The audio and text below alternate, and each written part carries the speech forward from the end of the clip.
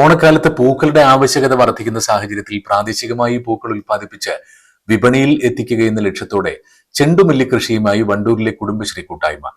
പഴയ വാണിയമ്പലം കൈരളി കുടുംബശ്രീ NHG കൂട്ടായ്മയുടെ നേതൃത്വത്തിലാണ് അമ്പലപ്പടി അംബേദ്കർ കോളേജിന് സമീപം 2.5 ഏക്കർ സ്ഥലത്ത് വിശാലമായ ചെണ്ടുമല്ലിത്തോട്ടം ഒരുക്കിയിട്ടുള്ളത്.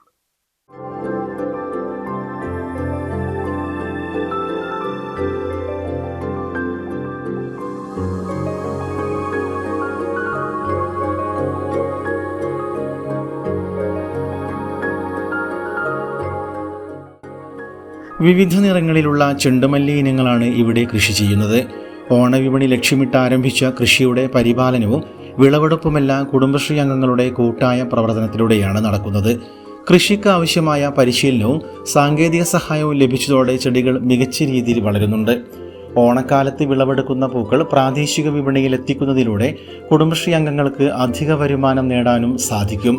ഇതര സംസ്ഥാനങ്ങളിൽ നിന്നുള്ള പൂക്കളെ ആശ്രയിക്കുന്നത് കുറയ്ക്കുന്നതിനൊപ്പം നാട്ടിൽ തന്നെ പൂക്കൃഷി പ്രോത്സാഹിപ്പിക്കുകയെന്ന ലക്ഷ്യവും പദ്ധതിക്കുണ്ട്.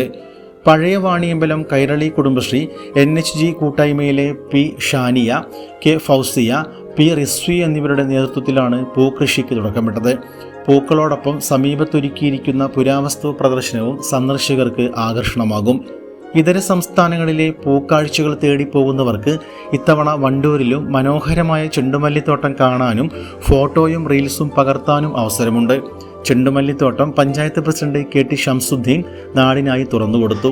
CDS president M. അൻഷിതയുടെ നേതൃത്വത്തിലുള്ള സംഘം തോട്ടം സന്ദർശിക്കുകയും ചെയ്തു. വണ്ടൂർ കുടുംബശ്രീ CDSന്റെ നേതൃത്വത്തിൽ 21ാം വാർഡിലെ കൈരളി കുടുംബശ്രീയുടെ നേതൃത്വത്തിലാണ് ഈ ചെണ്ടുമല്ലി കൃഷി ആരംഭിച്ചിട്ടുള്ളത്. ഓണത്തോടനുബന്ധിച്ച് നമ്മുടെ ഇവിടെ വിൽപ്പനയുണ്ട്, പ്രദർശനമുണ്ട്. അപ്പോൾ വണ്ടൂർ അംബേദ്കർ കോളേജിൻ്റെ സമീപത്ത് തന്നെയാണ് ഇതുള്ളത്. അപ്പോൾ എല്ലാവരും ഇത് വന്ന് കാണണം. നമ്മുടെ കുടുംബശ്രീ സംരംഭത്തെ നല്ലൊരു രീതിയിൽ തന്നെ മുന്നോട്ട് കൊണ്ടുപോകാൻ എല്ലാവരും വന്നുങ്ങാണ്ട് ഇതിന് കാഴ്ചക്കാരൊക്കെ എല്ലാവരോടും ഈ വിവരം പറഞ്ഞിട്ട് എല്ലാവരും കൊണ്ടുവരണം.